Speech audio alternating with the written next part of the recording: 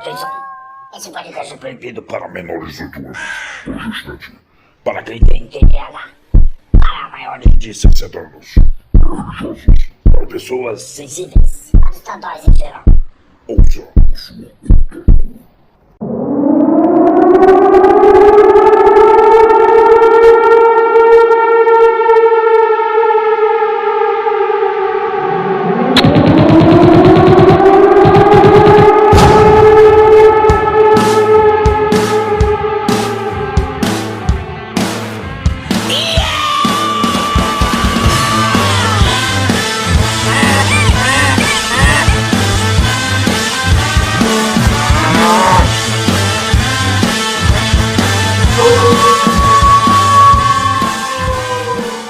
Filhos do Cabaré.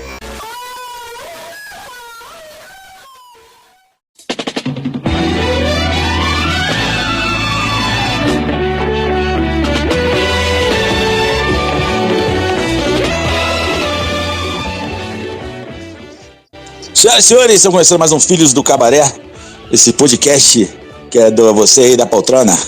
Você da poltrona, Opsete.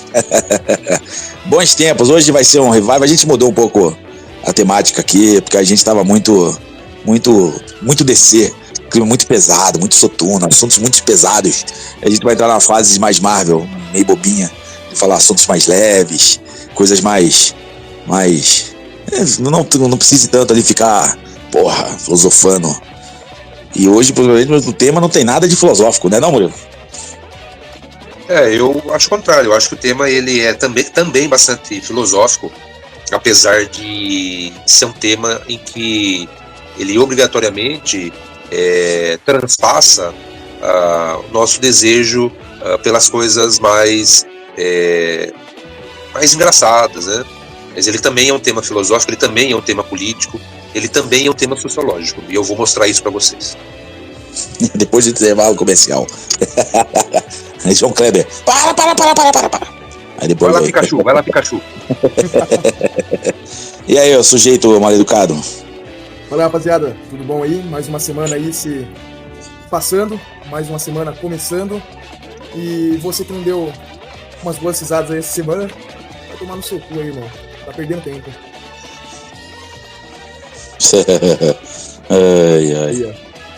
Vídeo, uns episódios atrás aí, cheio de piadas. Não era pra ter sido episódio de piadas, mas foi cheio de piadas. Somente aquele humor assim, estilo Praça Nossa. Muito bom, Zorra Total, muito bom. Muito bom, Murilo, stand-up. O Zé Comédia, Murilo, nos agraciou com suas piadas, que você não consegue nem esboçar um sorriso com a piada do cara. Quem gosta de ver dente são os dentistas, né? Logo, as minhas piadas não são para pessoas rirem. Olha só que piada boa, hein? Pensarem, não é mesmo, Murilo? Tem que pensar. Olha só, cara. Olha. Vocês podem perceber aí essa sinfonia do refletir, não para que a situação piada espelho. Piada espelho. Deixa eu fechar aqui porque alguém passou na calçada lá e os filhos de Satã estão latindo para todo mundo, ó. Aí você vai olhar, é uma mosca que passou lá no outro lado da avenida. E eles se incomodaram com o barulho da mosca.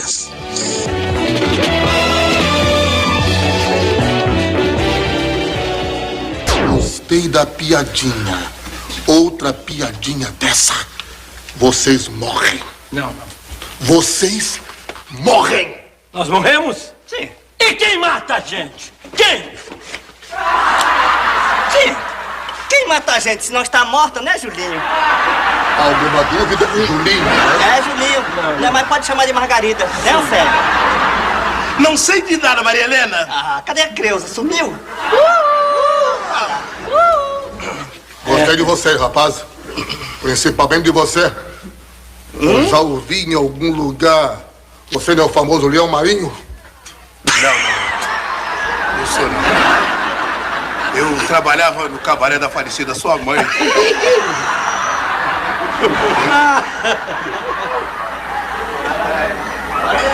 Rapaziada, hoje a gente vai falar sobre um tema que, de novo, um tema mais voltado para quem é velho.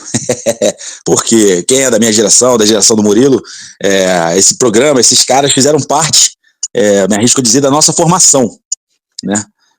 Fez parte da minha infância, fortemente. né? Na adolescência nem tanto, né? Mas fez parte da minha infância. Eu contava as horas para chegar o domingo à noite, para você ver. Domingo à noite era um negócio bom. Não era essa desgraça que é hoje, se dá domingo à noite, você quer se matar, porque vem a segunda-feira de manhã, são 2 períodos da semana que é uma bosta, domingo à noite e segunda-feira de manhã. Então, era uma coisa muito, muito legal, muito querida, uma coisa que eu ia para a escola, a gente ficava conversando sobre o que tinha acontecido. E só para simbolizar um pouco a importância que os Trapalhões tiveram, assim, em toda uma geração, né? Eu me lembro uma vez, teve um episódio do Inteligência Limitada, que foi o Dedé, que era integrante dos Trapalhões. Ele foi lá, e o Dedé até de uma forma meio humilde, assim, falando, né, não se dando tanta importância, assim, e aí teve até um momento que foi, assim, como eu vou dizer, emocionante, porque o Vilela, que é o apresentador do Inteligência Limitada, é mais ou menos nossa faixa etária, assim, né, tem lá seus 40, 50 anos, e ele se emocionou ao falar do Dedé. Ele falou: Dedé, você não sabe a importância que você tem pro pessoal da minha geração, cara. Ele chegou a chorar falando isso. Ele falou: Dedé, você não tem noção. E é verdade isso, entendeu? E é até emocionante esse trecho, assim. Porque o Dedé fica tudo encabulado, não, que isso? Não, cara. E o Vilela chora, fala: não, cara, pô. O Vilela falou: raramente eu fico nervoso com alguém, que eu tô nervoso contigo aqui. Entendeu? Então os Trapalhões, é impossível, assim, eu lembrar da minha infância e não lembrar do Didi, Dedé, Mussum e Zacarias, cara. Entendeu? O Didi com aquela luva na cabeça, aquele lance de só tem tantã, né? Aquelas piadinhas escrotas, né? Que ficava assim: 21, tanana, 21, tanana. Aí alguém olhar por cima do muro, levava uma latada na cabeça, os caras: 22, tanana, 22. Sabe? Essas coisas assim, aqueles quadros. Os erros de gravação até hoje, você vê no YouTube, você chora de rir, cara, entendeu? Com a zoeira entre eles. Tá certo que pro nosso imaginário, a gente queria que, fosse uma convivência entre eles harmoniosa, um negócio perfeito, né? Obviamente não era um negócio também, né? Tinha um cabeça ali, que era o Didi, o Renato Aragão. O Renato carrega uma fama ruim, né? Dizem que ele é muito rígido e tal, dizem que ele sacaneou os outros, entendeu? Mas aí eu não sei se sacaneou ou se foi outra coisa, entendeu? Não tô passando pano aqui não, isso a gente pode debater ainda. Mas esses 4 juntos, assim, era uma coisa... assim, a gente ali tinha aquela sensação de, sabe, não é difícil até explicar a grandeza que era aquilo, o sentimento que toda criança nos anos 80 tinha no domingo à noite, né? Pra mim, especialmente, quebrou um pouco quando o Zacarias morreu, né? E ficou estranho, né? Era estranho. Cadê? Só 4, só tem 3. E aí depois, aí eles mudaram também a forma. Aí quando foi para aquele negócio do Trapotel, aí aquilo ali eu já comecei a me desligar um pouco, né? Mas eu me lembro daqueles quadros lá, aquelas sketches. Aquilo era muito divertido, assim, né? Eram umas coisas... e às vezes eram sketches, assim, que o legal não era o final da sketch, que é a punchline que eles falam, né? Às vezes era até meio bobo, mas o durante que era engraçado. E principalmente quando você percebia que eles saíam do script daquele... E era muito, muito legal, assim. Murilo, acredito que você tem essa relação afetiva também, né? Sendo que você adora me contrariar, Bobe, eu vou falar, você fala: não, eu era criança, eu ficava esperando começar o Fantástico pra eu ver as notícias. Bom, acho que você não quer que eu ria dessa piada, mas tudo bem. De fato, Te catar, rapaz. De fato, Fantástico era pra atração do domingo.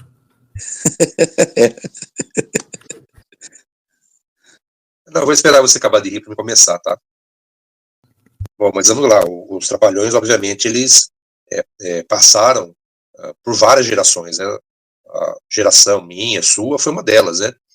Porque, num breve histórico, inicia-se o Dedé e o Didi, junto com o Vanderlei Cardoso, o Ted Boy Marino, e tem mais um que eu não me recordo o nome agora, que eles faziam parte de um grupo chamado Os Insociáveis. Começou a na TV Tupi, se não falha a memória. Eles passaram pela TV Tupi, pela Record e depois pela Globo. Agora, não sei se eles começaram na Record e foram para Tupi ou se era na Tupi e foram para Record. Mas eu acho que era na Tupi inicialmente. Então, eles passaram por 3 emissoras. E esse grupo, na verdade, o núcleo inicial era o Dedé e o Didi, né? O Renato Aragão e o Dedé Santana.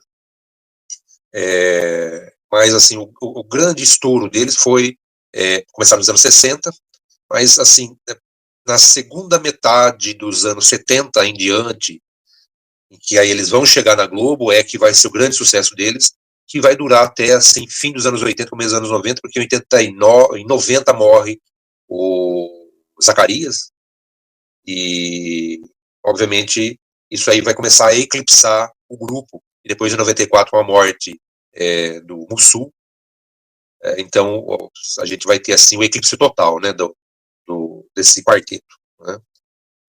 Que é um quarteto impressionante, porque eles estiveram em todas as mídias, estiveram no rádio, na televisão, no cinema, tiveram na revista, tiveram na revista em quadrinhos.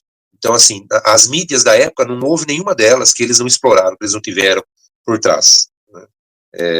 Então, assim, eles tiveram uma importância muito grande na cultura nacional. O cinema nacional deve muito a eles, porque sempre que eles apareciam, né, sempre, anualmente eles apareciam com um filme, o filme deles era sinônimo de sucesso, os cinemas às vezes lotavam, e era um dos poucos filmes nacionais que tinha um grande público para assistir. Eles fizeram um humor que era tanto quanto humor circense, que foi levado principalmente pelo Dedé, né, porque o Dedé ele era um cara de circo, né, ele era um artista, né, era de uma família de circo, e era um humor que eu posso dizer que era um humor datado, né? Por quê? Porque ele era um humor repleto de lugar comum, é um humor repleto de como que eu posso dizer, tinha muito dos preconceitos da sociedade, né?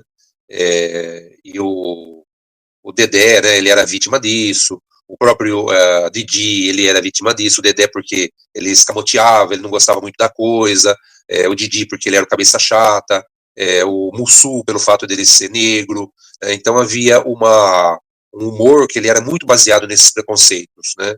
Então isso faz com que boa parte do humor que os Trapalhões desenvolveram naquele período seja um humor datado, porque hoje não seria permitido mais, né? Hoje a sociedade iria se voltar contra aquele humor, né? Eles fizeram um sucesso muito grande, era um sucesso muito grande entre as crianças, apesar de todo esse preconceito que havia nesse humor, havia muito dessa questão da questão sexual, né? Apesar de ser um humor muito voltado para as crianças, havia muito de uma sexualidade envolvendo o humor desse quarteto, né? Havia um bocado de violência também, né? Mas, obviamente, nós, para a época, nós achávamos muito engraçado, né? A gente ria muito com aquilo, né? Contudo, você consegue perceber que, como que eu posso dizer, o Mussu, ele sempre reagiu muito violentamente contra o personagem, obviamente, né? Contra o humor as piadas racistas, né? Ele não deixava passar essas piadas que tinha cor como a cor da pele dele como uma das esquetes, ele não deixava passar sem uma reação, e a reação dele sempre era muito feroz, né? Então, assim, o Mussu, o personagem, vou deixar bem claro, né? Apesar de fazer parte de todo, né? De todo aquele humor, de usar, ele sempre reagiu muito fortemente contra o fato de usarem a cor da pele dele para fazer graça. No plano pessoal, o Renato Aragão sempre foi o cabeça, né? Ele além do personagem, as melhores piadas iam para ele. Ele um comando muito forte do grupo, ele inclusive é o dono da marca Os Trapalhões, ele também era redator, ele escrevia, ele tinha uma relação muito diferente com o grupo, porque os valores recebidos pelo Renato Aragão era muito superior aos dos demais integrantes, né? Há um pesquisador que ele fez um documentário, na verdade ele escreveu livros e fez um documentário, e por enquanto é um documentário proibido, que é o Rafael Spaca, se não me falha a memória, o nome dele, em que ele faz uma série de revelações, né, em relação ao grupo, né, em relação aos membros desse grupo, e ele coloca o Renato Aragão assim, como esse grande chefe do grupo, né, e ao mesmo tempo ele revela as intrigas que aconteciam, né, com o grupo. E chegou um momento, inclusive, que esse grupo, se não me engano, acho que foi no ano de 83, eles se separaram. Por quê? Porque houve uma capa de uma Veja em que o Renato Aragão foi a capa dela, nessa revista, e acho, se não me falha a memória, acho que era o grande palhaço do humor, era algo assim a capa da revista Veja. A revista Veja, à época, era a grande revista semanal que nós tínhamos no país. E na matéria, pouco se fala sobre os outros três, né? A matéria vai linkar muito a questão do Renato, né? O desenvolvimento do grupo a partir dele, mostra a vida dele, ele tinha se tornado um homem muito rico. E aí, em algum momento, chegaram para os três e mostraram para ele o seguinte: olha, veja aqui, vocês estão bem, né, financeiramente, mas o Renato está milionário. Mostraram isso para eles. Isso daí acabou por fazer com que os três resolvessem, então, se separar. Então, os três eles se separaram. O Renato foi chamado para foi feito junto à imprensa, né, uma entrevista do grupo. Ele não sabia do que se tratava, ele foi até lá, e lá eles anunciaram que estava havendo a separação. Eu soube há pouco tempo que nessa separação o SBT abriu as portas para o trio. Então o Mussum, o Dedé e o Zacarias, eles iam para o SBT, eles iam fazer programa no SBT. Inclusive já tinha o camarim dele, já estava tudo organizado. Contudo, aconteceu uma coisa curiosa, que foi o seguinte: o Silvio Santos estava passando naquele período por um problema nas cordas vocais. E o Silvio Santos tinha como o seu sucessor, por assim dizer, o Augusto Liberato, o Gugu. E aí o que ocorreu? Assim que o SBT começou as tratativas de contratação do trio dos Trapalhões, em separado do Renato Aragão, o Roberto Marinho começou as tratativas para contratar o Gugu para a Globo. Então, quando o Silvio Santos soube disso e sabendo do problema que ele estava nas cordas vocais, o que ele fez? Ele entrou em contato, ligou para o Roberto Marinho e disse o seguinte: bom, vamos fazer o seguinte, você me devolve o Gugu e eu devolvo o trio para você. A gente desfaz as negociações.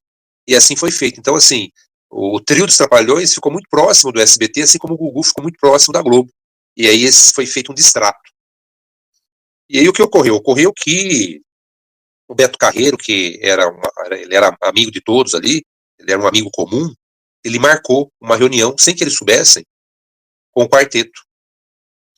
Porque naquele ano foi lançado 2 filmes, porque o Renato Aragão ia lançar o filme, que era Os Trapalhões da Arca de Noé, e todo o esquete tinha sido montado com o quarteto. E quando o diretor chegou para o Renato Aragão, ele disse o seguinte: falou: Renato, todo o esquete, todo o filme está sendo feito com o quarteto, mas eles não vão estar no filme. O que a gente vai fazer, né? Falou: não, você faz o seguinte, no lugar do Mussum, você vai colocar um macaco. No lugar do Zacarias, você coloca um veado. E no lugar do Dedé, você coloca um burro. E o trio, eles fizeram um filme para disputar com a Arca de Noé, que foi Atrapalhando a SWAT. E segundo os críticos, dizem que ele é um filme muito bem feito. A direção foi muito bem feita, ele foi muito bem escrito. Eu assisti, mas assim, eu era muito jovem, eu gostei muito do filme, inclusive. Só que aconteceu o seguinte: a bilheteria ficou quebrada, porque foram lançados mais ou menos no mesmo tempo, né, para disputar um com o outro, e a bilheteria quebrou. Quando eles foram chamados nessa reunião pelo Beto Carreiro, o Beto Carreiro mostrou para ele, falou: gente, vocês separados, vocês estão tendo prejuízo. Então, seria de bons negócios vocês conversarem novamente e retratarem, recombinarem o que foi combinado em algum momento, para que isso fique bom para todos, né? Então, algumas coisas que foram tratadas foram o seguinte: foi um aumento, uma redistribuição dos lucros, de ganhos, né? Então, assim, melhorou o ganho do trio, que era muito distante do que o Renato ganhava. O Dedé queria uma autonomia maior sobre os filmes, então ele queria fazer parte da direção, fazer parte da produção, porque ele gostava muito do cinema, e ele não tinha essa chance, e o Renato Aragão acabou abrindo mão de parte disso, né? Para que o quarteto voltasse novamente. Então o quarteto meses depois desse trato, dessa separação, eles voltaram novamente a atuar juntos, né? Foi, obviamente, um dos grandes um dos programas que atingiam um Ibope muito alto, que chegava aí a 90, 92, 93 pontos no Ibope. Era quase que uma unanimidade. Era um programa que ele entregava muito bem para o Fantástico. Então, o Fantástico, ele atingia uma grande audiência porque os Trapalhões, eles conseguiam uma audiência muito grande, muito boa, né?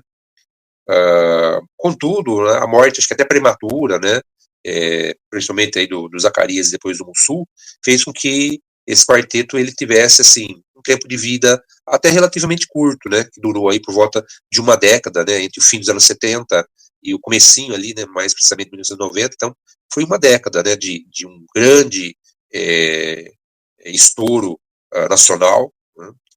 Contudo, foi um tempo suficiente para fazer com que várias gerações elas tivessem essa relação afetiva muito forte com esse quarteto, né? Haja vista que os vídeos no YouTube, eles são assim, muito procurados, você vê ali que tem visualizações aí que chega a milhares, né? Porque eles marcaram uma época, né? Eles faziam apresentações em todo o Brasil. Eu tive a oportunidade de adolescente poder ver eles em Paulínia, quando eles se apresentaram em Paulínia. Normalmente a apresentação deles era feita no trio. Às vezes acontecia do Renato Aragão participar também, mas não era tão comum, né? E ali estava o Sargento Pincel, né? Você tinha ali outros personagens do humorístico que também se apresentavam juntamente, né? Aqui na região, principalmente, nós tivemos um produtor que era o Carlos Dias. Inclusive ele tem um canal no YouTube, ele tem vários vídeos. Ele é uma pessoa assim que ele teve muito próximo do quarteto. Ele inclusive assim era muito próximo do Zacarias, eles eram da mesma cidade, e ele veio aqui para a região, e eles faziam vários comerciais. Inclusive ficou bastante famoso à época, comercial de uma loja chamada Taqui.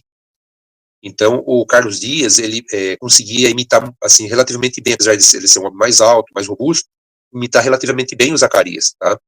Então ele tem assim o Zacarias assim como um grande pai, um grande mestre espiritual. Ele colocou o nome da mãe do Zacarias na filha dele. A filha dele nasceu no mesmo dia da mãe do Zacarias. Então ele trabalha assim muito por retrabalhar, não deixar morrer a memória do Zacarias, né? Ele é uma pessoa que ele tem muitas filmagens dos camarins, desses shows, porque ele organizava esses shows. Ele inclusive tinha um grupo chamado Os Trapinhas, e ele ficou na época bastante famoso, sabe? É uma pena que assim que ele tem, acho que muito material. Esse material acho que não veio ao grande público ainda, né? Eu não sei como que ele trabalha esse material, mas ele tem muito material dos bastidores desses shows que os Trapalhões participavam. Então eu acredito que ainda haja muita coisa assim a ser mostrada, a ser revelada, né? Desse quarteto que muito sucesso no país fez. Ô Murilo, tem uma coisa aí que você falou em relação ao esse jornalista aí que fez esse documentário e tal. Eu acho, tá? Rafael Scapa. A sensação que eu tive. Spaca, achei Spaca. É isso. A sensação que eu tive dele fazendo isso é meio que para falando, vamos colocar assim, de uma forma, botando o Renato Aragão como vilão da história. Acho que é uma forma que ele procurou de chamar atenção para ver se conseguia financiar esse documentário, tá? Por que eu tô falando isso? Não tô falando que o Renato não seja o vilão da história, nem nada disso, e não sei se tem se dá para colocar assim, vilão, não vilão, já vou explicar o porquê. Porque até eu já vi várias vezes o Dedé falando. O Dedé não fala dessa forma, ele não fala dessa forma, não coloca o Renato Aragão como vilão. Ele fala, o Renato soube cuidar da vida dele, entendeu? Coisa que a gente não soube. Ele falou, uma coisa que o Dedé falou, ele soube cuidar da vida dele, coisa que a gente não soube fazer, entendeu? Ele falou, quando a gente estava aproveitando, o Renato estava investindo, né? E aí outra coisa sobre esse lance de diferenças e tudo mais, de valores, de papel, de importância, né, de ascendência sobre os outros, eu acho, obviamente, de início você fica com uma visão meio ruim disso, mas com o tempo você vê que isso é uma coisa natural. Por exemplo, isso existe em bandas históricas. Por exemplo, o Iron Maiden, que vai ser tema do próximo episódio, ó o gancho, que vai ser tema do nosso próximo episódio. Cara, o Steve Harris é que manda, é o baixista, entendeu? Só tem dois integrantes originais, que é o Dave Murray e o Steve Harris. É o Steve Harris que manda, entendeu? Ele que é o que produz, fala, não vamos colocar isso, não vamos colocar essa parte na música. Isso eu acho uma forma natural, porque é o cara que tá lá desde o início, ele que fez, entendeu? Obviamente, os Trapalhões não seriam nada sem os outros três, né? Na verdade, não sendo os quatro, não eram os Trapalhões, vamos colocar dessa forma, né? Não eram a química dos quatro era muito boa, né? Então, os Trapalhões eram os quatro. Mas eu acho natural que tenha sido essa questão de tem um cara que, até porque tem mais responsabilidade, pô, era o Renato que fazia os contratos, entendeu? Até porque era advogado, entendeu? Ele que não fazia o contrato em si, o instrumento, tá, gente, de negociar as cláusulas, era ele que fazia isso, ele era o mais antigo, ele era o primeiro, né? E então eu vejo isso com certa naturalidade hoje, entendeu? Eu não tenho assim essa lance de ficar olhando, porra, tem que dividir tudo em quatro. Eu acho que cada um tem que ganhar de acordo com o papel que cumpre. Entendeu? De falar, pô, o cara produz, dirige, é dono da marca, é tudo natural que o cara receba mais que os outros, porque ele faz mais coisas que os outros, né? Então, por exemplo, o Dedé, o Mussum Zacarias, o Dedé, ainda, como você bem disse, dirigiu vários filmes de Trapalhões, né? Mas o Mussum Zacarias, eles só atuavam, vamos colocar dessa forma, né? Eles só atuavam, então é natural que às vezes um cara que faz mais coisa receba mais do que quem faz menos coisa, né? E isso aí você não está diminuindo ninguém fazendo isso. Você tem razão nesse sentido, não dá nem para fazer um contraponto. Contudo, a questão do Renato Aragão, propriamente dito, parece que há eu acho que é um trabalho mal feito em relação à imagem dele. É uma impressão que eu tenho, né? Outra, você pega depoimento. Então, o próprio Rafael Spaca, ele mostra, por exemplo, que o cara que era o dublê do Renato Aragão, que eu não vou me recordar o nome dele agora, começa a falar muito mal do Renato Aragão. Então, quando ele começa a fazer, pegar depoimentos, pessoas que trabalharam com ele e tal, então tinha o dublê dele, né, que fazia as piruetas, etc e tal, tem uma mágoa muito grande do Renato Aragão. Então, assim, fala muito forte contra o Renato Aragão. O próprio Ferrugem começa não a reclamar... Pagodeiro, né? Não, vou deixar claro, não é o pagodeiro, hein? Não é o pagodeiro, hein? É o ator, isso, é o ator Ferrugem. Ele começa a reclamar com o diretor, porque os papéis dele as falas vão ficando cada vez menores. E o diretor disse o seguinte, ele diz o seguinte, mas isso aí é uma ordem que está vindo do Renato Aragão. Isso aí quem disse, inclusive, é o próprio Ferrugem. Há um humorista, ator e diretor, chamado Alexandre Regis. Quem é mais velho como eu, lembra dele, porque ele, desde garoto, ele está envolvido com o humor, ele trabalhou com o Chico Anísio, trabalhou com o Jô Soares, trabalhou com os Trapalhões. Ele é um cara que tem uma voz bem grossa. E ele deu uma entrevista para trás. Como que é? Ele é baixinho. Não sei, ele é baixo, mas assim... ele trabalhou o Jô Soares, trabalhou bastante nos programas do Jô, do Vivo Gordo. Muito isso, ele tem uma vozona bem grossa, sabe assim. Sim. E ele deu uma entrevista dizendo que quando ele era garoto e ele foi participar de um quadro dos Trapalhões, ele falou que ele tinha uma única fala. Chegava no momento, ele fazia uma fala. Aí o Renato parou a gravação. E ele disse que o Renato chegou para ele e disse, não, sabe, essa fala sua tá meio fora do contexto, assim, e tal, pá. Foi o seguinte, você vai falar tal coisa em tal momento. Mudou a fala dele e mudou o momento. Aí fala, tá bom. Aí ele disse que quando chegou pro Renato, o Renato usou a própria fala do Regis no final. Aí todo mundo cai na risada e tal. Aí o Regis diz o seguinte, foi que aí ele começou a perceber, falou, tem esse negócio por trás, então, pá. Então ele diz o seguinte, segundo as palavras dele, que o Renato nunca foi flor que se cheirasse. Agora falou que ele tá velho e tal, ele tá querendo dar um de bonzinho e tal, mas ele nunca foi. Inclusive ele diz, ele conta um outro episódio, que o Renato Aragão fez uma festa de aniversário. Não sei quando ele completou 50 anos, 55 anos, 60, não me recordo agora qual que foi a idade. E aquele ator, que é o Guilherme, que faz o Sargento Pincel... Guilherme Fiuza, não é Fiuza, não. Como que é? Roberto alguma coisa, peraí. Não é Guilherme? Não, acho que é Roberto alguma coisa, peraí. Deixa eu confirmar aqui. Bom, confirma que você me fala. Eu sei que é Roberto. Bom, enfim, ele chegaram para ele e perguntaram para ele, viu, você vai na festa de aniversário do Renato? Foi uma festa de aniversário. Ele falou, não tô sabendo. Eu falei, vai ter uma festa na casa dele e tal, né? E ele falou, não tô sabendo. Eu falei, mas eu vou aparecer lá, né? Eles trabalham Roberto juntos. Guilherme. Roberto Guilherme. Ou seja, nós dois acertamos. E nós dois erramos. Erramos também, isso. Ficou no empate. Então o Roberto Guilherme falou que ficou pensando, falou, não fui convidado, falou, acho que ele acabou me esquecendo, ele é um cara com tantas atividades, tão atribulado, né?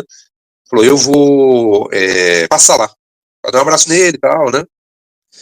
Isso o próprio Roberto Guilherme é que conta a história, inclusive, segundo o Alexandre Regis. Ele falou que ele conta a história, inclusive, dando até risada. Ele falou que chegou lá na casa dele e falou que assim, tinha gente assim, saindo pelo telhado, e tanta gente que tinha uma puta de uma festa de arromba, gente até dentro do chafariz, aquela coisa, né? Daí ele chegou na porta, né, da mansão que o Renato morava. Aí o segurança estava lá, né, tem uma lista de nomes. Aí ele falou, não, eu sou o Roberto Guilherme e tal, né, o sujeito pincel, né, daí o cara falou, pera lá que eu vou olhar aqui, seu Roberto. Começou a olhar. Falou, não, o nome do senhor não tá aqui. Falei, é mesmo, cara? Pô, rapaz, que coisa, né? Pô, chama lá o Renato pra mim, então, né? O senhor pera aí um pouquinho, né? Aí deu um tempo que ele ficou lá, não sei quantos minutos esperando, aí chega o Renato. Ô, Roberto, né, tudo bem e tal? Falei, eu não, vim aqui, né, sobre o sofá. Sabe o que é, Roberto? É que essa festa é uma festa meio íntima, assim, sabe, só para as pessoas mais próximas. Ele falou, e as pessoas, assim, saindo pelo ladrão de tanta gente, sabe? Aí, um outro momento, eu vou fazer uma festa assim, mais pra gente, assim, e tal, né? Então, assim, o Renato tinha muito dessa coisa, sabe, assim, de deixar as pessoas, esquecer delas, de cortar você, né? Então, porque, pô, o cara que trabalhava com ele no dia a dia, né? Quer dizer, você fala, puta festa dessa, eu não convido o cara, né? Então, mas assim, eu tenho uma forma diferente de ver isso aí. Não que eu concorde com isso, tá? Mas não é porque se trabalha junto, que são amigos, né? E outra, trabalhavam junto ou trabalhavam pra ele? Tem a diferença, entendeu? Tem várias coisas aí. Eu entendo isso, eu também acho foda. Né? E até o meu imaginário lá de criança, do Bruno criança, queria que todos fossem amigos. Mas eu sei que a vida adulta não é assim, entendeu? Não é o lance de, vamos supor, eu vou celebrar meu aniversário, que é uma data secreta que ninguém sabe quando que é. Isso não quer dizer que eu vou chamar todos os alunos da academia, por exemplo. Entendeu? Ou que eu vou chamar algum. Entendeu? De repente eu vou ali celebrar só com a minha família e com a Elaine. Entendeu? Então, eu não sei, sabe? Eu não vejo dessa forma, assim. Eu entendo perfeitamente, eu gostaria que fosse assim, que fosse aquele lance de trupe, de todo mundo junto, mas eu entendo também, eu consigo entender, não que eu concorde, repetindo, não que eu concorde, tá? Não que eu gostaria que fosse assim, mas eu consigo entender que exista essa separação, esse distanciamento. Entendeu? Eu consigo entender isso, tá? É uma coisa que eu sempre falo, na relação que a gente vive hoje, essa relação, então não adianta eu também querer ficar com um lance utópico aqui, de querer dar uma viagem, e até pra gente não se estender muito, que o Henrique não falou nada ainda. Mas, tem que ter, se você é chefe e empregado, patrão e empregado, cara, você tem que ter um distanciamento. É a mesma coisa que eu falo, pais e filhos, entendeu? Se aproximar ao ponto de ficar amigo, chega uma hora, velho, que você precisa ser o chefe, você precisa ser o patrão, você precisa ser o pai, e esse distanciamento que você diminuiu, você não vai ter essa autoridade, entendeu? Então eu entendo isso, eu entendo que o mundo é assim, que, como eu falei, eu não concordo, para mim seria uma trupe, todo mundo junto, todo mundo amigo, todo mundo ganhando igual, todo mundo participando da produção das coisas, mas eu entendo o fato de ter sido diferente, entendeu? E não vejo assim como aos olhos, como muita gente coloca, assim como aos olhos, nossa, Renato Aragão, um vilão. Eu entendo isso. Não é o que eu gostaria que tivesse acontecido, mas eu entendo. Porque todos esses caras fizeram parte da minha infância, entendeu? Então eu queria que todos fossem amiguinhos. Mas eu entendo isso, entendeu? Não é algo que eu fique, nossa, o cara foi um cuzão enrabado. Perdão do meu francês, entendeu? Mas eu consigo entender que ocorre esse tipo de coisa. Eu acho que não só eles, Bruno, muitas bandas também que a gente acha que os caras são amigos, mas os caras não são amigos, eles estão ali só tocando junto, né? É só um negócio, é só um negócio. Muito que a gente quer que os caras sejam amigos, mas os caras simplesmente não são. Né? O Iron Maiden é um exemplo disso. Eu tenho minhas dúvidas se o Bruce Dickinson e o Steve Harris são próximos, entendeu? É um time de futebol, cara. Um time de futebol, entendeu? No Vasco recentemente, 20 e poucos anos. Pô, tinha o Juninho e o Felipe, entendeu? Depois eles voltaram a jogar juntos no Vasco no início dos anos 2010. Os caras, pô, jogavam juntos, jogavam bola pra caralho, mas eles não eram amigos, entendeu? Não eram amigos. Mas eles não eram inimigos, só não eram amigos, entendeu? Tem essa diferença também, né? Porque muita gente acha, não são amigos, acha que são inimigos. Não, às vezes só não são amigos, né? Mas fala, Henrique, você obviamente, você não viu Trapalhões, né? Você pode ter visto reprises, que por sinal, eu não sei aqui em São Paulo, mas no Rio, na hora do almoço, para quem tinha parabólica, numa época que pré-TV a cabo, se tinha parabólica, né? E na hora do almoço, que era um lance de programação local, e aí a parabólica era para grandes regiões, a Globo passava o reprise dos Trapalhões antigos. Eu me lembro que meu pai, a gente almoçando, e minha mãe, porque meu pai a gente trabalha na mesma empresa, a gente vendo os Trapalhões na hora do almoço. Mas continua, Henrique, desculpa. Não vi, obviamente não, né? Principalmente que nem vocês falaram, 2 membros morreram nos anos 90, antes dos anos 90, então é meio impossível, né? Meio impossível ter visto os episódios em si, mas eu vi sim reprises. Não lembro agora se passava os reprises ou se eu fui atrás, mas eu lembro que eu vi. Eu tenho essa memória de ter visto algumas coisas assim, mas é muito palpável essa influência deles no humor da TV, no humor brasileiro, de certa forma também, de como é feito o humor na TV. Muitas referências até que eu não sabia que eram deles, né? Algumas até que vocês fizeram hoje, que eu fiquei, caralho, isso era deles. Não é algo que o pessoal tá fazendo hoje em dia, é algo que já vinha desses caras. Então é muito palpável essa influência que eles tiveram, né? O que eu vi um pouco mais depois também, que teve, que é da minha época, assim, que aconteceu quando eu era criança também, eram as aventuras do Didi, que eu não sei, vocês me corrigem se eu estiver errado, mas talvez uma tentativa de recriar um Trapalhões, só que mais dos tempos mais modernos, assim, né, dos anos 2000 ali, dos anos 2010. Eu acho que foi uma tentativa. Imagino que não tenha ficado tão bom quanto, mas era uma coisa que eu gostava, assim, acho que passava sábado à tarde, domingo à tarde, alguma coisa assim. Era algo bem... Pra mim era uma coisa bem legal, mas com certeza nada comparado aos verdadeiros Trapalhões. E claro que fica, né? Não só as referências, mas os personagens, né? Os 4 personagens são muito, muito característicos, né? Você pensa naquele cabelinho dividido pro lado, a primeira coisa que você lembra é o Zacarias. Né? As crianças da minha idade, né? Nos anos 2000, assim, a primeira coisa que falava quando viu o cabelinho jogado pro lado era porra do Zacarias. Muitas vezes nem sabia quem era o Zacarias, mas o cabelo era do Zacarias. Então, eu afirmo com todas as palavras que a influência deles, mesmo para quem veio depois, é extremamente palpável, né? O tanto que eles foram bons. Mas aí tem toda essa questão, né? Se é filho da putagem ou não, é foda. Mas que nem você falou também, eu entendo muito esse lado também do... Pô, o cara faz mais, né? Por que o cara não teria direito de ganhar mais? Você vê muito desses caras do YouTube falando, né? Esses caras do YouTube, das redes sociais, falando, eu ganho dinheiro, mas vocês acham que meu trabalho é só fazer vídeo, mas, porra, eu tô correndo atrás de contrato, eu tô correndo atrás de patrocínio, eu tô correndo atrás de parceria. Então, tipo assim, às vezes eu passo 10 horas do meu dia trabalhando e vocês só veem 10 minutos de vídeo, 15 minutos de vídeo. Então é muito isso também, o cara tem esse corre, né? Então eu entendo também. E uma coisa que até o Murilo, na fala inicial dele, ele trouxe, e o Henrique também mencionou agora, os diversos, assim, bordões que ficaram, né? Eu me lembro aquele lance, Murilo, que eu acho que já foi mais ali quase início dos anos 90 e tal, um pouco antes do Zacarias morrer, que tinha o lance do Didi gritava, sai cobra! E o Dedé dava desmunhecada, lembra? E tinha um lance também que, porra, isso virou um bordão, todo mundo fazia isso. Aquele lance que o Renato Aragão ficava girando o pé quando concordava com alguém, né? Concordava debochando, que ele ficava assim, tá certo. Cara, isso todo mundo fazia. Todo mundo fazia. Né? Se você falasse uma merda grande assim, a pessoa, não, você tá certo. E fazia girando o pé, né? Imitando o Didi, né, cara? Então, pô, várias coisas ali foram, elas entraram no nosso dia a dia, né? Por conta da grandeza que eram os Trapalhões, né? E fora, porra, eu me lembro do Lafon, né? Que fazia aquele soldado. Ele tinha um bordão, cara. Como é que era o bordão do Lafon, cara? Não, fei! Não era isso que ele falava? Alguém falava alguma coisa pra ele e falava assim, não, fei! Desmunhecando, né, cara? Então, cara, era do cacete, cara. Era do cacete, isso ficava, entendeu? Então as pessoas falavam alguma coisa, você respondia, não, fei! Fazendo a voz do Lafon, né? Então, cara, porra, o Sargento Pincel, cara. Puta, cara, você falou do Roberto Guilherme aí, cara, o Sargento Pincel era demais, cara. Era demais aquilo lá, cara. Aquele quadro dos Trapalhões lá no Exército, lá, aquilo era engraçado. 49, né? 49, que era o Didi, né? Então, puta, são lembranças muito boas, cara. São coisas muito boas. E uma coisa agora, Murilo, no humor que você comentou, até falou o lance falava muito de sexualidade, falava o lance da cor, né? Tem até um erro de gravação famoso, que eles estão, tá o Didi, Mussum e o Dedé, eles vão fazer a manutenção do banheiro. E o Mussum, aquele lance, espalhafatoso, tá com um pé de pato. E eles estão assim no meio do quadro, assim, e o Didi vivia fazendo isso. Ele quebrava muito o script, né? E ele chegava assim, ele chamava muitas vezes, durante os quadros, o Mussum de Antônio Carlos, né? E ele chegava e falava assim, ô Mussum, seu pé cresceu. E o Mussum tá com pé de pato preto, né? Ele falou assim, Mussum, seu pé cresceu.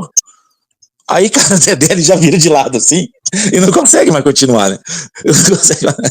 Aí o Mussum, que como o Murilo bem ressaltou, já zoava o lance da ascendência nordestina do da ascendência nordestina do Didi, entendeu? E aí, ali, é um lance que eu te falo o seguinte, que às vezes quebra um pouco essa imagem já de que o Renato era ruim, porque, cara, todos eles riam pra cacete, entendeu?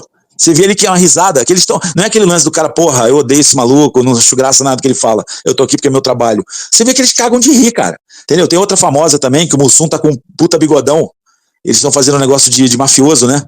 E o Roberto Guilherme chega assim: eu conheço você, meu rapaz. Você não é o famoso Leão Marinho. Cara, e os caras caem na risada. E eles tentam manter ali no personagem. Os caras morrem de rir, cara. E o Mussum dá uma resposta atravessada, que fala assim: era o segurança no cabaré da senhora sua mãe. Cara, era divertido. E aí quando você vê essas coisas, você fala assim: pô, será que o clima era tão ruim mesmo? Será? Eu não sei, cara, entendeu? Então, você concorda, né, Murilo? Que, por exemplo, até, obviamente, que o humor dos Trapalhões tinha algo inocente, era de época, datado, né? Porque na época era permitido fazer esse tipo de brincadeira, né? Permitido. Não sei se era permitido, né? Mas acontecia. Não vou nem falar que era normal, porque eu também não sei se normal é a palavra correta. Não era mas acontecia. hoje, né? Não, entendeu? Não era. Talvez uma geração hoje via falar, nossa, que absurdo, vamos cancelar os Trapalhões, né? No Twitter. Mas hoje em dia, talvez o negócio depois ficou muito mais extremado com a TV Pirata, por exemplo, é uma coisa que eu sempre falo para os outros: vejam a TV Pirata, né? Porque aquilo ali é a sandice. E simboliza bem que era o Brasil dos anos 80. Certamente seriam cancelados, seriam presos hoje, né? Seria tudo proibido, né, Murilo? A gente precisa colocar no contexto histórico, que é o seguinte: aquele período dos anos 80 é um período de transição da ditadura militar para a democracia. Então, a gente estava passando por um processo de redemocratização.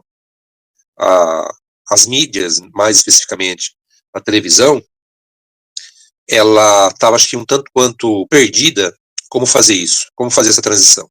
Além do mais, havia uma ânsia de liberdade, de liberdades, vamos colocar no plural, né? E essa liberdade de querer falar o que quisesse, do jeito que queria, onde quisesse, enfim. Isso aí estava muito aflorado, né? Então, as pessoas tinham vontade de falar palavrão, de xingar, né? Enfim, de se expor sobre certo aspecto, né? Tanto que você pega a teledramaturgia, você vai encontrar muito disso, né? Porque você tem aí principalmente os anos 70, de uma geração que foi muito asfixiada nas suas liberdades. Então, nos anos 80, a gente vai viver uma eclosão de liberdades, né? E eu creio que os Trapalhões vai se inserir nesse contexto. E, obviamente, como foi dito anteriormente, isso hoje não seria aceito mais. Porque a nossa liberdade ela foi conquistada e a gente retrabalhou ela. Uma vez eu li um artigo, que infelizmente eu não encontrei mais esse artigo, eu gostaria de relê-lo, de um garoto, que hoje tem a minha idade, da minha geração. Ele dizia que o dia mais triste para ele era no domingo à noite. Porque ele falou, os Trapalhões, ele falou, foi um grande, era uma grande tristeza para ele. Ele falou, quando começava a chamar dos Trapalhões, ele falou que ele sentia uma coisa muito triste nele. Porque ele é um rapaz, uma criança negra, e ele falou, eu assisti os Trapalhões, e eu tinha certeza que no outro dia, as crianças no colégio, eles iam usar os mesmos termos que usaram como Sul para mim. E era o que acontecia. Então ele falou que no outro dia, ele falou, como ele era um garoto negro, e era uma escola majoritariamente branca, porque era no interior de São Paulo, ele falou que no outro dia chamavam ele de grande pássaro, chamavam ele de tizil, enfim, todos os termos utilizados por Mussul iam fazer com ele na escola, e era o que acontecia. Então ele falou assim, eu não tenho saudade absolutamente nenhuma dos Trapalhões. Então quando a gente olha com uma lupa, a gente percebe que, obviamente, as coisas elas não são perfeitas, né? E elas têm um impacto sobre as pessoas individualmente. Obviamente que, para mim, tudo aquilo era muito engraçado, né? Eu gostava, enfim, né? Como o Bruno mesmo colocou, né? Havia os bordões por aí, os gestos, né? Aquelas coisas, né? Que aqueles personagens, eles se utilizavam e acabava por se popularizando. Mas houve, obviamente, como no caso do depoimento desse rapaz, hoje um homem, essa tristeza que havia, né, porque ele era então vítima daquele racismo que não era velado, né, que era escancarado, que acontecia nos Trapalhões, né. Então a gente sempre vai perceber que todas as ações humanas, elas são conflituosas. Elas nunca vão ser totalmente harmônicas, assim como o Bruno citou aí essa questão do Renato Aragão, né?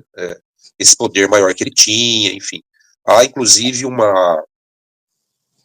próprio Rafael Spaca diz que quando ficaram só os dois, o Renato Aragão e o Dedé Santana, o Renato Aragão pediu a cabeça do Dedé Santana, né? Queria que a Globo mandasse o Dedé Santana embora, que por fim das contas chegou um momento que de fato ele foi mandado embora, né? Depois ele percorreu aí os outros caminhos, acabou chegando no SBT, ele fez um programa, né, no SBT, ele tinha um programa, que era um programa inclusive que era bastante, caiu no gosto, né, dos telespectadores, tinha um bom índice de audiência, e a Globo, como não é boba, o que ela fez? Ela ofertou para o Dedé Santana a volta para a Rede Globo para trabalhar de novo com o Renato Aragão. E ele, obviamente, fez a besteira de voltar a trabalhar de novo com o Renato Aragão, coisa que ele mesmo, depois disso, falou assim, quando eles querem te contratar, eles se convidam, fazem um grande almoço, um jantar, te levam aqui, te levam ali, né? Depois, quando eles te mandam embora, eles te mandam chega para você um bilhete, vindo pelo correio, né? E ele acabou depois, né, saindo do SBT e indo para a Rede Globo novamente, né? Então, obviamente, que as relações elas sempre são conflituosas, né? E os Trapalhões, apesar de ser um quarteto humorístico, as relações também passaram pelos conflitos. Tanto que teve conflitos, eles acabaram separando, né? O Murilo, então, sem que eu quero entrar falar dos filmes aqui, e sem também querer passar pano, tá? Mas como eu falei, eu já vi o Dedé falando da gratidão que ele tinha pelo Renato. Que ele falou, mano, teve uma época que eu não tinha plano de saúde, e o Renato foi lá e pagou pra mim. Mas ele mudou, mas viu, Bruno, ele mudou de posição, porque ele foi muito crítico do Renato Aragão, e eu vi entrevistas dele, ele muito crítico do Renato Aragão. Acontece que, até onde eu sei, inclusive o Rafael Spaca, ele coloca essa questão, o Renato Aragão, a esposa dele, chamaram ele para uma conversa, né? Porque quando o Rafael Spaca, ele começa esse trabalho, primeiro ele escreve um livro, ou 2 livros a respeito dos Trapalhões, né, ele faz e depois ele começa as filmagens para fazer esse documentário, eles fazem um acordo com o Dedé Santana, né? E então o Dedé Santana muda de posição, né? E nesse acordo entra essa questão do plano de saúde, que o Renato Aragão então paga esse plano de saúde para o Dedé Santana. Obviamente, e isso é uma verdade, o Dedé Santana, ele trabalhou muito mal o dinheiro dele, né? Isso é sabido, mesmo ganhando muito menos que os demais, que o Renato Aragão, mas ele obviamente ganhava muito bem, mas ele trabalha muito mal, ele é um cara que ele casa muitas vezes, ele separa muitas vezes, ele vai deixando as coisas, né? Ele chegou a ter não sei quantos carros, enfim, ele trabalhou muito mal o dinheiro, e o Renato Aragão trabalhou muito bem o dinheiro, inclusive a Granja Comari, antes de ser a Granja Comari, toda aquela terra, ela era do Renato Aragão, e ele negociou aquela área toda com a CBF, sabe? Então, assim, se ele comprou por 1, ele vendeu lá por 10, né? Então, hoje, assim, ele é um cara multimilionário, né? Ele é um homem de 87, 88 anos, ele não precisa mais trabalhar, não precisa mais fazer mais nada da vida dele, né? Ele vive de seus rendimentos, enfim, né? Daquilo que ele conquistou. Então, assim, uma coisa é uma coisa, outra coisa é outra coisa, né? Quer dizer, não se tira a responsabilidade, né, do Dedé, mas até onde eu estudei esse caso, né, ele foi mudando de posição, e ele mudou de posição em partes por uma questão de necessidade. E eu queria que se passagem não tem nada errado também, tá? Assim, cada um sabe onde o seu calo aperta, né? Mas assim, hoje ele fala muito bem do Renato, mas porque houve, na verdade, uma reunião e eles chegaram a esse denominador comum. Então ele passa a fazer uma defesa do Renato Aragão e passa a falar mal dos críticos, inclusive do Rafael Spaca.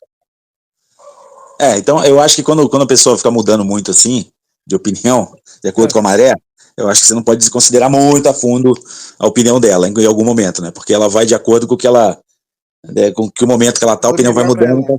Então aí você fica meio, porra, entendeu? Na verdade, acho que a gente nunca vai saber a verdade, né? Porque de tudo que você falou, Emily, todas as pessoas que você mencionou, todas as pessoas têm mágoas. Então quando você tá magoado, a tendência é você falar mal, a tendência é você falar bem, né? Então, não sei. Mas também, como eu falei, os 4 ali que era o que importava, entendeu? Os 4 ali, entendeu? Todo o resto faz parte da vida, né? Acho que algum dia ainda vão fazer um filme bibliográfico, né? Deles aí, obviamente que filme também não pode ser uma fonte. Enviesado pode ser uma também, fonte, né, de certa forma. que vai ter a romantização das coisas e tudo mais. mas acho que vai contar bastante desses. O filme do Mussum, aliás, duas coisas relacionadas ao Mussum, e eu quero já entrar no filme, falar do filme dos Trapalhões, porque a gente já está estourando o tempo, vou ter que acelerar de novo. Blá, blá, blá. Tem um documentário sobre o Mussum, e esse documentário eu fiquei envergonhado pelo documentário, pela a qualidade do português do Mussum, o Antônio Carlos, no caso, né? Pegando a entrevista deles antiga, e dos filhos dele dando depoimento. Cara, é impecável o português dos caras. É impecável. É impecável. Eu fiquei envergonhado. Falei, porra, cara, eu tô com vergonha do jeito que eu falo. Olha o português dos caras, é imperfeito, cara. É muito bom o documentário. E o filme do Mussum é legal. Ele é bem legal. Vale a pena. Eu acho que faltou um pouco mais de produção no filme ali, entendeu? De qualidade das câmeras e tudo mais, mas é um filme bem maneiro. É um filme bem maneiro, eu recomendo que veja um filme do Mussum com aquele Ayrton Graça, que inclusive fez como é que fala? Harmonização facial, para ficar mais parecido com o Mussum, né? Então é um filme bem maneiro. Entrando em filmes, eu vi aqui, eu tô com a filmografia aqui em mãos. O primeiro filme, que foi com o Renato e com o Didi e com o Dedé, é de 65, tá? Que é A Pedra do Tesouro. Eu sinceramente não me recordo de ter visto, tá? Posso ter visto, mas pelo nome eu não me recordo, né? E aí, ó, tem filmes quase todo ano, 65, 66, 67, 8, 9, em 70, todo ano eles lançam filmes, só os dois ainda, né? Tem aqui um período que tá sem o Dedé. E aqui começa a vir já os filmes que eu já me lembro mais, por exemplo, Alibaba, os 40 Ladrões, Aladim, a Lâmpada Maravilhosa, Robin Hood, o Trapalhão da Floresta, o Trapalhão na Ilha do Tesouro, Simbal Marujo, o Trapalhão. Aí aqui o primeiro filme com o Mussum é em 76, que é o Trapalhão no Planalto dos Macacos, né? E aí tem um filme para mim que é muito maneiro, a gente conversou sobre isso no episódio passado, fez a menção a ele, que é o Trapalhão nas Minas do Rei Salomão, né? Que tem o lance do cachorrinho lá no final, que é uma cena bem emocionante, né? Tem um filme aqui também, cara, que foi um personagem famoso do Didi, que é o Bonga, o Vagabundo, né? Que é um filme solo, mas é um personagem que ficou famoso. E aí em 78 é o primeiro filme com os quatro, que é Os Trapalhões da Guerra dos Planetas, né? Que faz uma menção ao planeta dos macacos, né? E aí tem Cinderela, o Trapalhão, que, salvo engano, o personagem aqui é o Bonga. Tem o Rei, os Trapalhões. Aí entra aqui nos anos 80, que eu acho que é uma fase muito boa também, que é Os Três Mosqueteiros Trapalhões. O Incrível Monstro Trapalhão, que esse filme aqui, Murilo, é aquele que o Didi toma uma poção mágica e se transforma num monstro, lembra? Lembro. É daquela história do Médico Monstro, né? Uma adaptação. Tem o Mundo Mágico dos Trapalhões. Pra mim, o grande filme dos Trapalhões, que é o Saltimbanco dos Trapalhões, que é de 81. Tem Os Vagabundos Trapalhões, Os Trapalhões na Serra Pelada. Esse filme, eu me lembro desse filme porque é icônico, que o Mussum usa de chapéu uma bola de futebol. Isso também é icônico, aquele personagem do Mussum com o chapéu. Aí tem o Cangaceiro, o Trapalhão, aí tem o que o Murilo mencionou, né? Atrapalhando a SWAT e a Arca de Noé, que os ambos de 83. Vem outro filme que foi muito famoso também, dos Trapalhões, que foi Os Trapalhões e o Mágico de Oroz, né? E aí a filha dos Trapalhões, a filha dos Trapalhões pegou meio a onda de Três Solteirões e um Bebê, não foi mais ou menos isso, Murilo?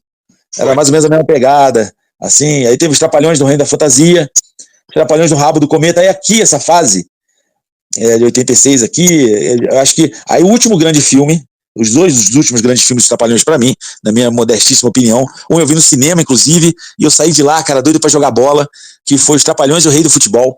Eu peguei pra ver esses dias de novo, é o filme com Pelé. Pelé faz um repórter, faz o Nascimento, e em determinado momento no jogo eles precisam que o Pelé vire goleiro, né? E tem até um lance que é engraçado no jogo, eles gravaram no Maracanã, tá? Acho que, salvo engano, entre um Vasco e Botafogo ou um Vasco e Flamengo.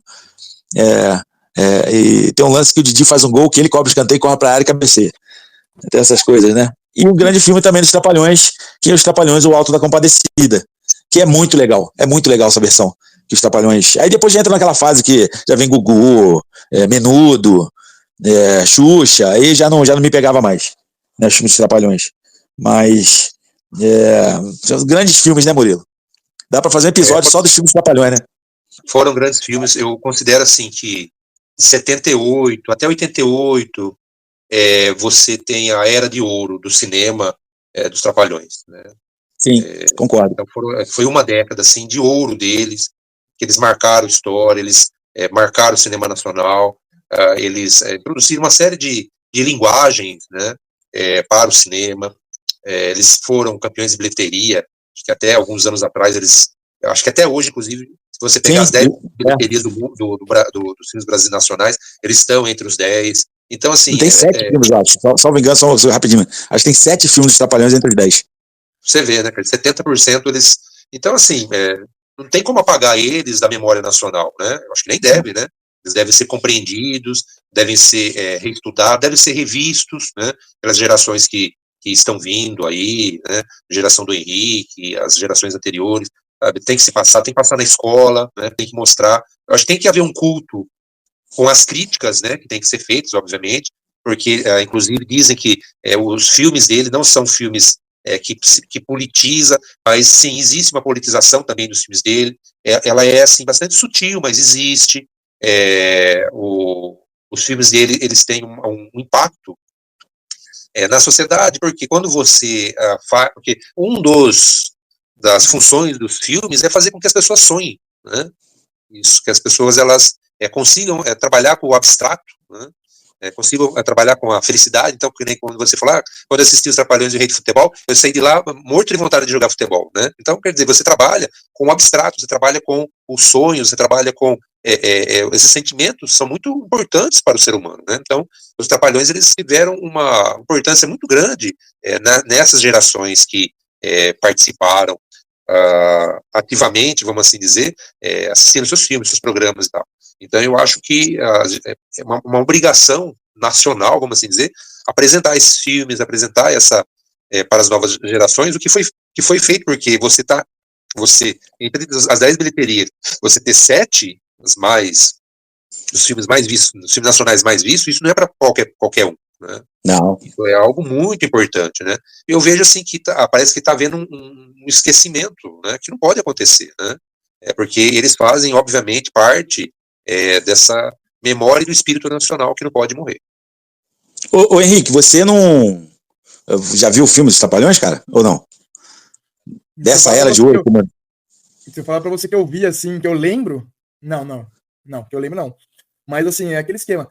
Provavelmente eu devo ter visto alguma coisa, devo ter visto algumas cenas, muito com meu pai também, embora meu pai não seja a pessoa mais ligada do mundo no humor, nem muito no cinema brasileiro, mas eu tenho certeza que na época ele assistia e gostava também, né? Com certeza ele assistia e gostava também. Mas se eu falar assim que eu vi um filme inteiro, assim, não vi não. É uma falha minha também. Eu falei, cara, é que uma coisa, eu me lembro, assim, anos 80, anos 90, durante as férias, principalmente férias no meio do ano, tinha na sessão da tarde a Semana dos Trapalhões. Todo dia no filme dos Trapalhões. Lembra disso, Murilo? À tarde. E, cara, a produção de... coisa assim pra assistir. Cara, a produção de filmes é um negócio tão impressionante que em 81, os caras lançaram 3 filmes, cara. 3 filmes no cinema, cara. 82, 2 filmes. Aí 83 tem essa questão de ser 4 filmes em 83, só que um só do trio e um só do Dedé, do Didi. E aí 85 lançaram um filme só, 86 já 2. É muito doido isso. Esses Trapalhões no Rabo do Cometa, eu acho que é aquele que é desenho animado também, né? Que é o Maurício de Souza que faz, né? Eu lembro disso. Sim. O filme acho que é todo um desenho praticamente, né? É todo um desenho. E uma coisa, só rapidinho aqui. O Cinderela, o Trapalhão, salvo engano, Murilo, é um filme que o Edson Celular é o filho do Didi, não é? O Didi é um cara milionário que some, né? Aí vai viver como fosse na rua, cuidando de criança na rua, né? E aí só no final do filme que o Edson encontra ele e fala assim, pai, não sei o que, eu me lembro que isso é bem emocionante, cara, assim. Sim. Pode falar. Eu queria só dar um dado aqui, que o Renato Aragão participa de 42 filmes, o Dedé Santana 39, o Mussum de 27 filmes e o Zacarias de 23, obviamente, porque ambos acabam chegando depois, né, para formar o quarteto e morrendo mais precocemente. É que depois o Didi continuou fazendo filme, fez com a filha, fez um monte de coisa que eu nunca me interessei em ver. Pois é. E esses filmes, é bem importante colocar, que são grandes produções, não é um filme feio, não é filme fundo de quintal. Inclusive o Renato Aragão, ele tinha a produtora dele. Né? Sim. E a produtora dele, depois ele vendeu essa produtora para a Rede Record. Não, você vê todo o filme dos Trapalhões começava assim, Renato Aragão Produções. Pois é, e depois ele vendeu esse estúdio, porque era um estúdio, né, que ele tinha enorme, e ele vendeu esse estúdio para a Rede Record, né? Então, mostrando, inclusive, que além de tudo, quer dizer, ele era um cara de grande visão, né, estratégica, de grande visão nos negócios, né, e ele era muito bom em fazer negócio. Então, cara, assim, é por isso que ele ganhava não mais. milionário à toa, né? Só colocar essa questão assim, achando que ele, de repente, foi milionário roubando as pessoas, e não é verdade. Né? Não, Ele é um cara não é que teve uma grande visão estratégica, né? Uma grande visão dos negócios, né? Sim, ele fez os Trapalhões ser uma coisa gigantesca. É bem provável que ele não fosse um cara generoso, como talvez as pessoas imaginassem que ele fosse, né? Ou quisessem que ele fosse. Quisessem que ele fosse. Mas cara, eu fiquei saudosista aqui. Agora eu vou procurar um desses filmes pra ver de novo. Eu falei, esse dia eu peguei pra ver aqui. Eu tenho um serviço alternativo de TV a cabo e tem muitos filmes de Trapalhões aqui. Então esse dia eu peguei pra ver o Rei do Futebol, vou ver o Saltimbancos de novo, vou ver a Guerra dos Planetas, o Planalto, eu acho muito maneiro o nome, o Planalto dos Macacos. Pra quem usa o não alternativo, né? Acho que tem quase tudo no Globoplay, né? A Globo acho que colocou quase tudo. Com certeza deve ter. Isso é uma coisa bacana que eles não... embora fosse uma coisa hoje em dia, que nem você falou, cancelável, não foi uma coisa que eles fingiram que esqueceram, né? Da história deles. Eu acho que é uma coisa que eles ainda valorizam, de certa forma. E é aquilo como ele falou, tem que valorizar mesmo, né? Porque é uma parte significativa da história do entretenimento no Brasil, né? Você não pode falar de entretenimento, televisão e cinema no Brasil e simplesmente ignorar os Trapalhões. Talvez... Inclusive o Renato Aragão foi convidado agora do Teleton, né, no SBT, ele esteve lá no SBT. Sim, ele talvez possa se falar, é um filme que às vezes com roteiro fraco, é só um filme de esquete, mas são filmes que criaram o hábito em gerações de ir ao cinema, ver filmes nacionais. Isso é uma coisa importante, né? Veio muito filme nacional, depois, Xuxa e o Planeta, como é que é? Super Xuxa contra o Baixo Astral. É um filme que, cara, que quem ia ver os filmes dos Trapalhões foi no cinema ver esse filme. Entendeu? Não só pela Xuxa, porque já tinha um hábito de ver. Isso foi um hábito que foi criado pelos Trapalhões. De ir no cinema. É bom dizer que parte da bilheteria que as pessoas iriam assistir os filmes Trapalhões, isso aí era revertido para uma entidade do Estado para o fomento do cinema nacional. Então. O Renato Aragão, produtor, não era de todo ruim, não. Vambora, rapaziada. Vambora que a gente já estourou o tempo já. Tem carochinha hoje? E boa semana. Ó, o simpático indo embora. Não tem carochinha então, né? Não tem. Ó, o simpático. Boa tarde. Parece que o Mourão. Bom dia! Já viu aquele meme do Mourão? Bom dia! O cara tá maluco? Gritando de manhã cedo assim, pô. Não, mas esse caso é o cara que quer infartar a pessoa que tá acordando. Não é o meu caso. Eu falei, até logo, boa semana. Como você pode comparar? É um grito horroroso feito por um cara grosso desse. O Murilo não gostou da comparação. Não gostei, não tem nada a ver. Comparação totalmente fora dele. É o general Murilão. Aí é foda. Bora, rapaziada. Valeu, até semana que vem. Ano que vem, metal. Ano que vem? Semana que vem. Ano que vem também, metal o resto da vida. Uau! Valeu, gente. Valeu, falou. Abraço, tchau. O som teu pé cresceu? Não, a sua avó, para, sua avó lá no Ceará que tem o pé crescido.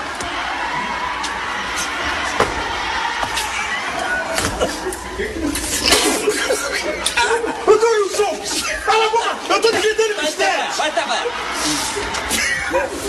Dedé, quando eu me aproximar, você levanta tampos. Ai, desculpa, eu não aguentei. Olha, seu pé...